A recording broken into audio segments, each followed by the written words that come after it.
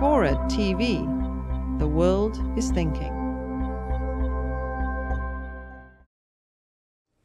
The web wasn't there. And I sort of see, in retrospect, looking back, that HyperCard was kind of like the first glimmer of a web browser, but chained to a hard drive.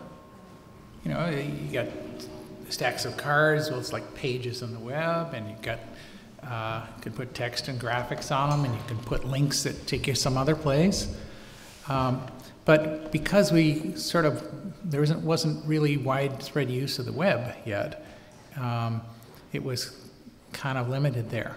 And I view that maybe the biggest impact that HyperCard has had is actually not on the HyperCard stacks that people made, but how it's shifted people's lives and how it's influenced the development of further things.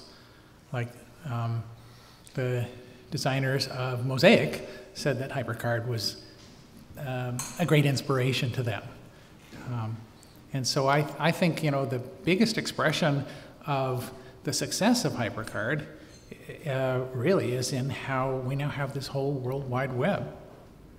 There was a little difference that HyperCard was always an authoring environment, never just a browsing. I didn't separate the guys who consume the information from the guys who create it.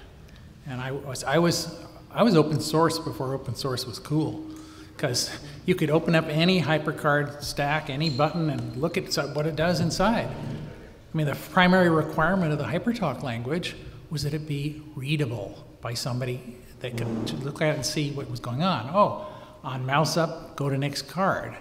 Somebody could see that and maybe modify it a little bit. So it was, every HyperCard stack that you got had buttons and things in it, and people learned from each other, and it was kind of like a open source programming environment because people exchanged HyperCard stacks.